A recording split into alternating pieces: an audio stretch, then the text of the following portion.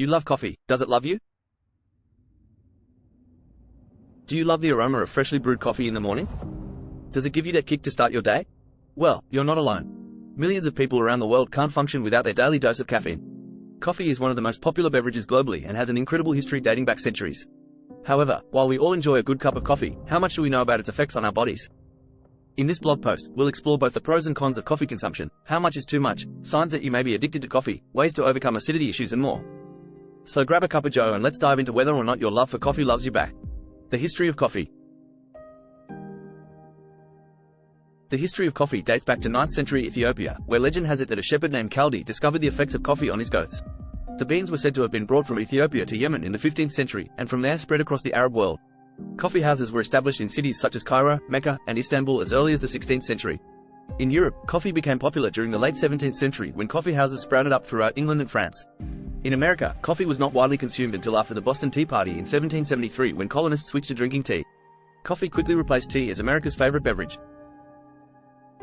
Today, coffee is grown in over 70 countries around the world, with Brazil being one of its leading producers. From its humble beginnings as a discovery by a goat herder to becoming an essential part of modern society, this dark and delightful drink has come a long way. The benefits of coffee. Coffee is more than just a morning pick-me-up. It has numerous benefits that can improve your overall health and well-being. For starters, coffee contains antioxidants that reduce the risk of chronic diseases such as diabetes, liver disease, and cancer. Additionally, caffeine found in coffee is known to boost brain function by improving focus, memory, and mood. This results in increased productivity throughout the day. Moreover, drinking coffee before exercise enhances physical performance by increasing endurance and reducing perceived exertion. Furthermore, regular consumption of coffee has been linked to a reduced risk of depression in both men and women. Studies have shown that individuals who drink 4 or more cups of coffee per day are 20% less likely to develop depression compared to non-coffee drinkers. Lastly but not least important among its benefits, it stimulates metabolism, which increases calorie burning, an essential factor when considering weight loss goals. Coffee offers many benefits beyond its delicious taste, from reducing disease risks to boosting energy levels while promoting better mental health, making it an excellent addition for anyone looking for a healthy lifestyle change. The drawbacks of coffee. While coffee offers many benefits, it is important to acknowledge the drawbacks of consuming too much caffeine. For starters, coffee can cause jitters, nervousness, and anxiety for some people. This is because caffeine stimulates the central nervous system and increases adrenaline production in the body. Additionally, drinking too much coffee can lead to disrupted sleep patterns. Consuming caffeine later in the day or closer to bedtime may make it difficult to fall asleep or stay asleep throughout the night. Coffee also has a diuretic effect on the body, which means that it can increase urine output and lead to dehydration if not consumed with enough water. Furthermore, excessive consumption of coffee may contribute to digestive issues such as acid reflux or heartburn due to its high acidity levels. It's important for individuals who consume coffee regularly to be aware of these potential drawbacks and monitor their intake accordingly. It may be helpful to limit consumption or switch to decaf alternatives for those looking for a milder option. How much coffee is too much? Many coffee lovers may ask, how much coffee is too much? Unfortunately, there's no straightforward answer to this question. The amount of coffee that someone can consume without negative effects varies from person to person. Some people might be able to drink multiple cups of coffee per day with no issues, while others might experience jitters or insomnia after just one cup. However, most health experts recommend consuming no more than 400 mg/mg of caffeine per day for the average adult. It's important to note that caffeine content varies depending on the type and size of a cup of coffee.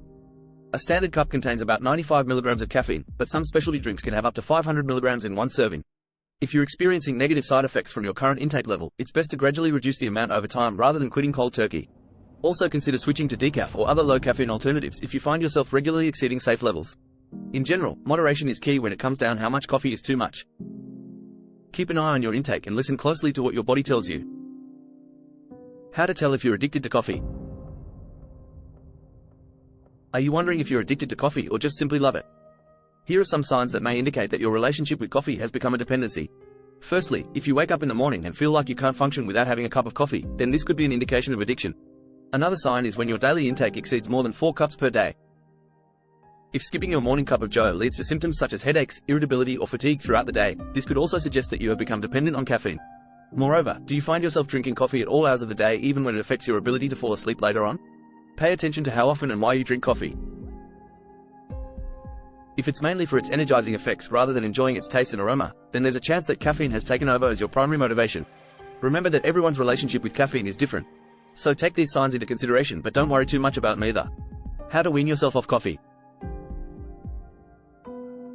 Are you a coffee lover, but starting to feel like it's taking over your life?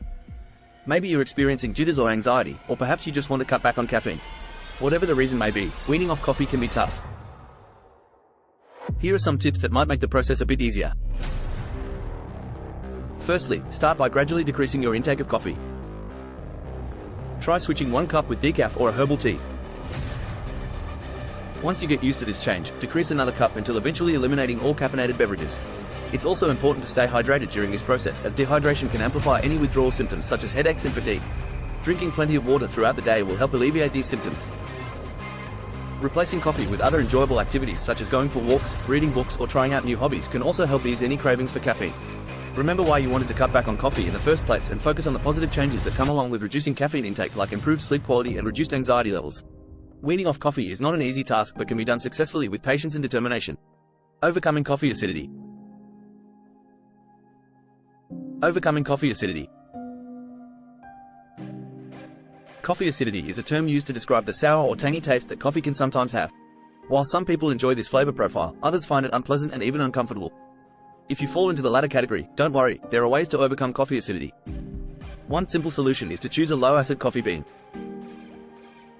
These beans are grown in environments with lower altitudes and less sunlight, resulting in a less acidic taste. Some popular varieties of low-acid coffee include Sumatra, Manheling, and Brazil Mogiana. Another option for overcoming coffee acidity is to add milk or creamer to your cup of joe. The proteins in dairy products act as buffers that neutralize the acid in coffee, making it easier on your stomach and taste buds.